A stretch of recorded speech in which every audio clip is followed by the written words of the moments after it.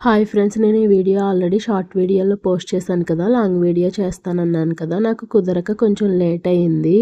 మా చిన్న బాబుకి పైన పళ్ళు వచ్చాయి. పైన పళ్ళు వస్తే మేనమామకి కీడంట. ఈ ప్రాసెస్ అంతా కూడా మేనమామే చెయ్యాలి. మా పెద్ద బాబు అప్పుడు కూడా ఇలానే పైన పళ్ళు వస్తే మేనమామే ఇదంతా చేశారనమాట. అమ్మ వాళ్ళు, వదిన వాళ్ళు, అన్నయ్య, ఆ బుడ్డోడేమో మా మేనల్లుడు, అందరూ అయితే వచ్చారు.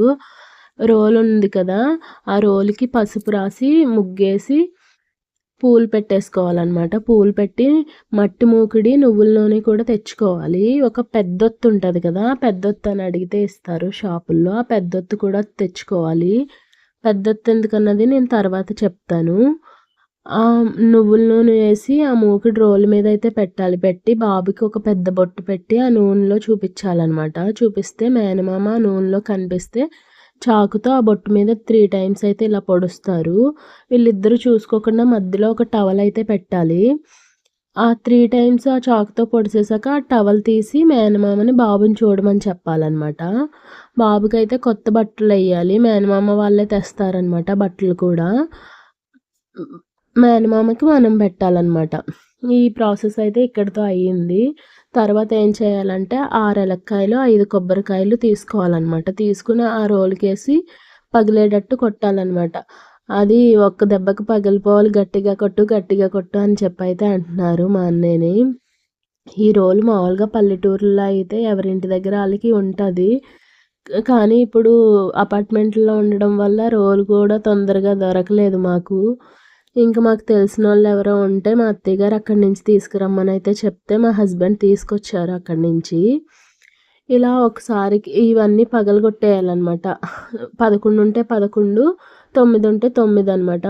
మేము ఏలక్కాయలు ముందుగానే తెచ్చుకున్నాం. వినాయక చవితి వెళ్ళాక ఉంటాయి కదా ఏలక్కాయలు. మళ్ళీ ఇంకా తర్వాత లేట్ అయ్యే కొద్దీ ఇంకా ఉండవని చెప్పి తీసుకొచ్చాము. 6 ఏలక్కాయలు, 5 కొబ్బరికాయలు అయితే కొడుతున్నారు మా అన్నయ్య.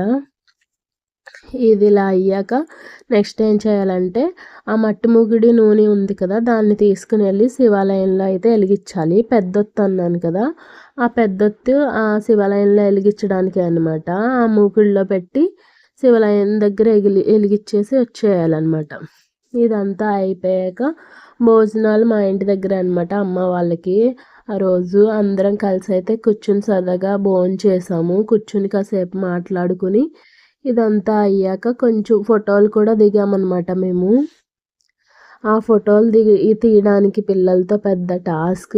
ఒకళ్ళుంటే ఒకళ్ళు ఉండరు, ఒకళ్ళుంటే ఒకళ్ళు దిగరు. అసలు చాలా కష్టమైంది ఫోటోలు తీయడం. మామూలుగానే పిల్లలతో అంటే ఏదైనా పెద్ద టాస్కే కదా. మా డాడీ, మా హస్బెండ్, మా అత్తయ్య, వదిన, అమ్మ, మావయ్య, మా చిన్నోడు, మా మేనల్లుడు, మా పెద్ద బాబు అనమాట. వీళ్ళందరూ మేమైతే ఒక గ్రూప్ ఫోటో కింద ఒకటైతే దిగాము.